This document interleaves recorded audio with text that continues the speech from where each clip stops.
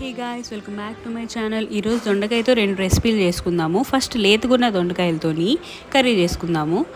ఒక ప్యాన్లో ఆయిల్ వేసుకొని జీడిపప్పులు, శనగపలుకులు నీట్గా గోల్డెన్ బ్రౌన్ వచ్చినంత వరకు ఫ్రై చేసుకొని పక్కన పెట్టుకోండి. ఇప్పుడు అదే ప్యాన్లో దొండకాయలు కూడా వేసుకొని గోల్డెన్ బ్రౌన్ వచ్చినంత వరకు ఉంచి అప్పుడు తీసేసి వీటన్నిటిని ఒక ప్యాన్లో వేసుకొని దాంట్లో కొంచెం ఉప్పు, ఎండు కొబ్బరి పొడి, పసుపు, మీకు తగినంత కారం వేసుకొని నీట్గా కలిపేసి ఒక 5 మినిట్స్ మూత పెడితే టేస్టీగా ఉండే కర్రీ రెడీ అయిపోతుంది. ఇప్పుడు పండిపోయిన దొండకాయలతో పచ్చడి చేసుకుందాం. ఇందాకలు చేసిన ప్యాన్లోనే కొంచెం జీలకర్ర, ధనియాలు వేసుకొని అవి ఫ్రై అయిన తర్వాత తీసేసి దాంట్లో దొండకాయలు, పచ్చిమిరపకాయలు, టమాటాలు, కొంచెం చింతపండు వేసి సాల్ట్ వేసుకొని మెత్తగా మగ్గిన తర్వాత దాన్ని స్టవ్ ఆఫ్ చేసుకొని కాసేపు చల్లారనివ్వాలి. ఈ లోపల ధనియాలు, జీలకర్ర ఫస్ట్ మిక్సీ చేసుకొని ఆ తర్వాత పచ్చడి మిక్సీ చేసుకొని దాంట్లోకి ఆవాలు, మినపప్పు పోపు వేసుకుంటే టేస్టీగా ఉండే దొండకాయ పచ్చడి అండ్ దొండకాయ కర్రీ రెడీ అయిపోతాయి. మీరు